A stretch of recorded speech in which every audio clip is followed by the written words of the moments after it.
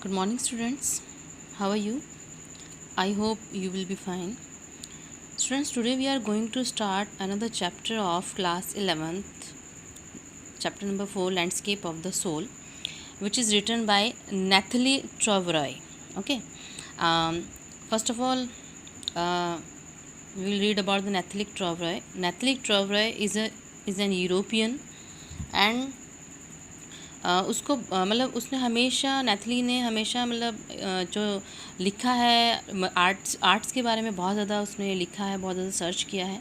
तो ये जो चैप्टर है ये उसी आर्ट्स व्यूज़ के बारे में है जो उसने देखा है एक चाइनीज़ पेंटिंग में और एक वेस्टर्न पेंटिंग में। तो कंपैरिजन किया है इस चैप्टर में उसने चाइनीज़ पेंटिंग और वेस्टर्न पेंटिंग में। तो दोनों में उसने क्या डिफरेंस देखा है वो हम इस चैप्टर में पढ़ेंगे।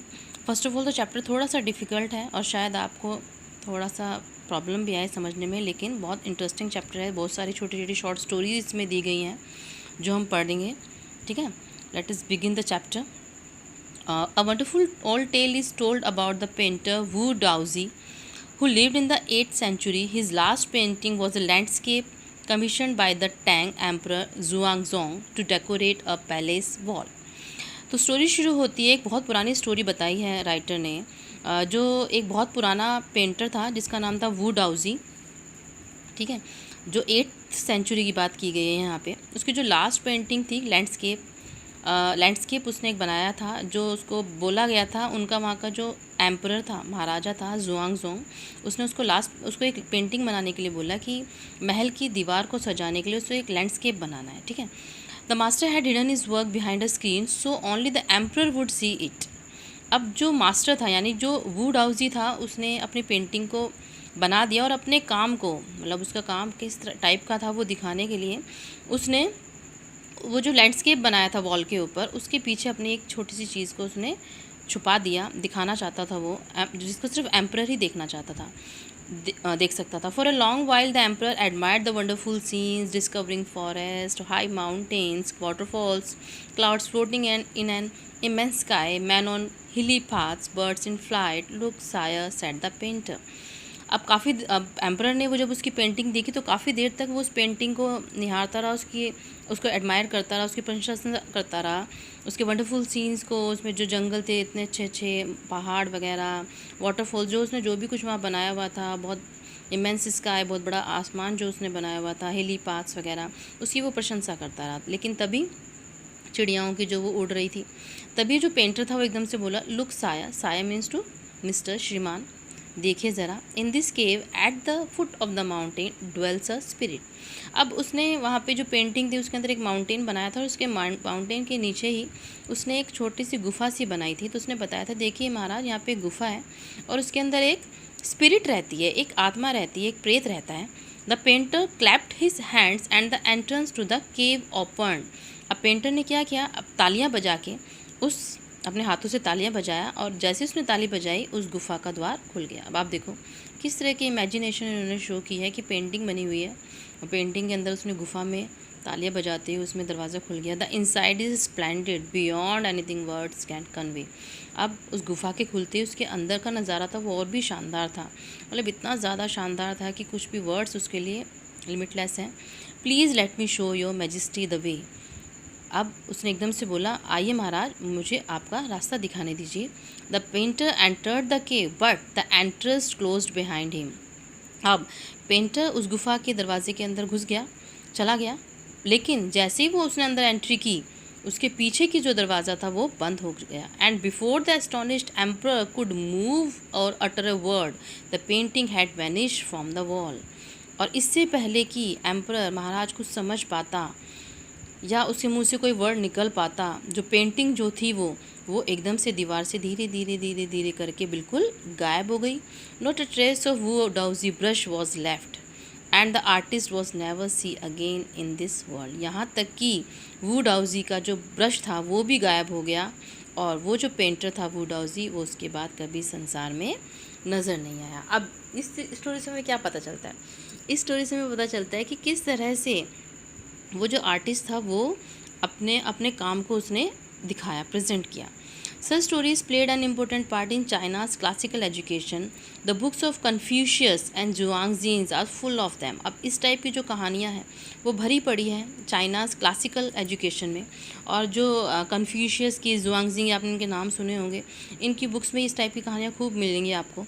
दे help the master to guide his discipline in the right direction. ये किताबें, ये जो बुक्स हैं, ये गाइड करती हैं जो मास्टर हैं, जो उनके टीचर्स हैं, वो अपने डिसिप्लिन को, अपने छात्रों को, अपने स्टूडेंट्स को राइट डायरेक्शन में जाने के लिए. Beyond the anecdote they are deeply revealing of the spirit. Anecdote यानी untold secret, account and incident, मतलब ऐसा सीक्रेट जो कभी बताया नहीं जा सकता और बहुत गहराई में उनका कुछ न उनका बातें छिपी होती हैं. The spirit in which art was considered, कि किस टाइप का आर्ट वहाँ पे बनाया गया है. कॉन्ट्रास्ट दिस स्टोरी और another famous one about a painter who couldn't draw the I of a dragon he had painted for fear it would fly out of the painting, with an old story from my native Flanders that I find most representative of Western painting. अब एक और story इसी के साथ western. अब हमने बताया था ना यहाँ पे इसने दो डिफरेंस, जो नैथली ट्रॉवरा है उसने दो डिफरेंसेस इसमें किए हैं. एक चाइनीज़ पेंटर, चाइनीज़ जो पेंटिंग होती है उसमें, और वेस्टर्न पेंटिंग के बीच में उसने डिफरेंसेस बताए हैं.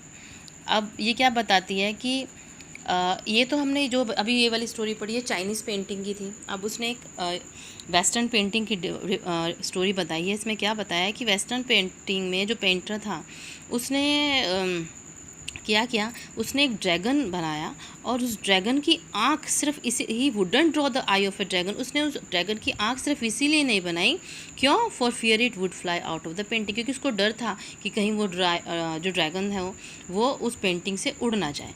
With an old story from mind, मैंने ये स्टोरी अपने एक नेटिव, अपने एक जहाँ मैं रहती थी वहाँ के एक फ्लैंडर्स से, वहाँ के जो लोग थे उनसे सुनी थी.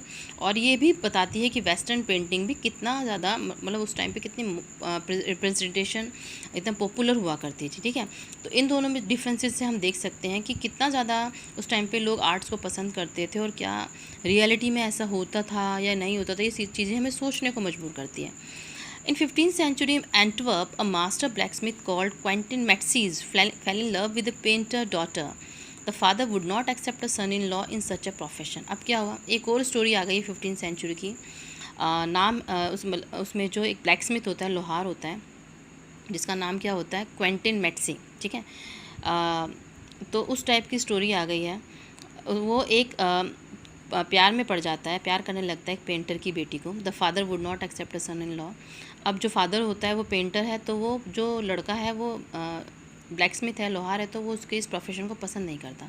सो canteen sneaked into the painter's studio and painted a fly on his latest panel with such a delicate realism that the master tried to sweat it away before realize what had happened. अब जो Quentin है वो भी पीछे रहने वाला नहीं था, तो वो अपने आर्ट को दिखाने के लिए वो पेंटर के, ठीक है, यानी कि ये जो पेंटर है उसके स्टूडियो में घुस जाता है. और वहाँ पे वो उसने एक पेंटिंग बनाई होती है पेंटर ने, तो उसके ऊपर एक छोटी सी क्या बना देता है, एक फ्लाई, हाउस फ्लाई उसके ऊपर बना देता है पेंटिंग से. और इतने डेलिकेट रियलिज्म, मतलब इतने रियलिटी में वो लगता है कि सच में उसने उसके ऊपर एक हाउस फ्लाई बना दी है. जब वो मास्टर आता है, वो जो पेंटर आता है और वो उस फ्लाई को उड़ाने की कोशिश करता है, ठीक है, लेकिन क्या होता है, वो उड़ती नहीं, क्योंकि वो रियल थोड़ी है, वो तो नकली उसने बनाई हुई है. Quentin was immediately admitted as an apprentice into his studio. Quentin, अब वो जो पेंटर है वो क्वेंटिन की पेंटिंग से इतना ज़्यादा सरप्राइज्ड हो जाता है, इतना ज़्यादा मतलब उसको पसंद करने लगता है कि उसको एज ए अप्रेंटिस, यानी उसको सिखाने के लिए अपने स्टूडियो में तभी के तभी उसको एडमिट कर देता है, एडमिशन दे देता है. ही मैरिड हिज बिलव्ड, और इतनी छोटी सी उसने अपनी जो कलाकारी दिखाई, इसकी वजह से वो अपनी जो बिलव्ड है, अपनी प्रेमिका से शादी कर पाता है.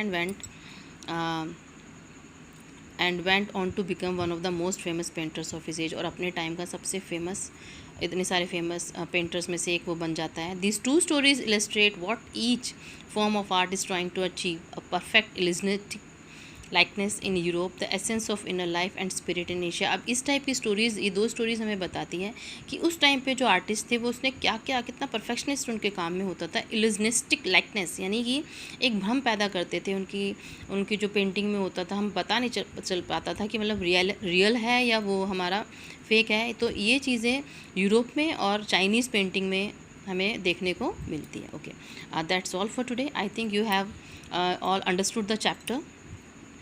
Now we will read next story for tomorrow. Okay, thank you and have a nice day.